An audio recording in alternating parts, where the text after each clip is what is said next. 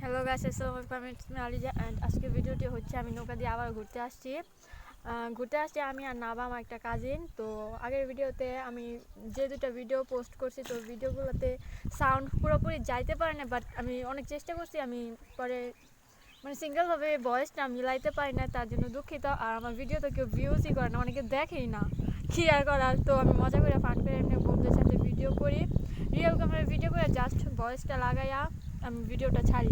তো আমার আইডিটা সবাই একটু সাপোর্ট করবেন, যার সামনে যা প্লিজ দয়া করে।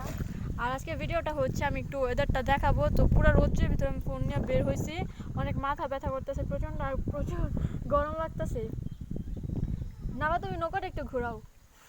তো নৌকা ঘুরাইতেছে আর ওয়েদার দেখাইতেছি আমি, কারণ আশেপাশে বাড়ি ঘর আছে অনেক, মানে অন্যরকম একটা বাজে টাইপের। তো সব জায়গায় ক্যামেরাটা ঘোরানো যাইব না।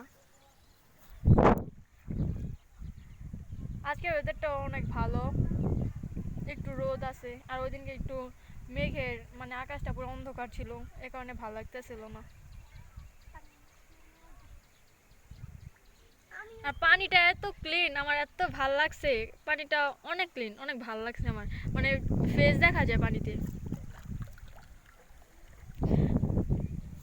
আমি পানি নাগাল পাচ্ছি না, হাতে ধরতে পারতেছি না, তারপর অনেক ভালো লাগতেছে। পানিটা অনেক ঠান্ডা, অনেক মজা লাগতেছে। গায়ে সূর্যটা পুরো আমার মাথার উপর পড়ছে, অনেক প্রচুর পরিমাণে মনে হয় কালো হয়ে যাবে এই সূর্যের আলোতে আজকে। গাছ দেখেন, পানিতে কিন্তু সূর্যের আলোটা পড়ছে, অনেক ভালো লাগতেছে আজকে।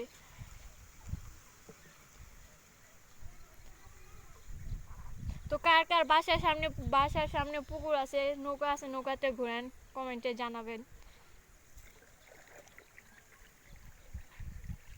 আর কে কোন জেলা থেকে, কোন জায়গা থেকে আমার ভিডিওটা দেখতেছেন, অবশ্যই কমেন্টে জানাবেন।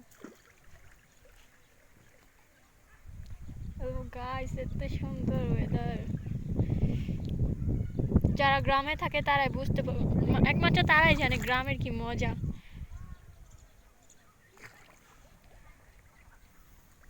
গাইস, আমার অনেক ভালো লাগতেছে।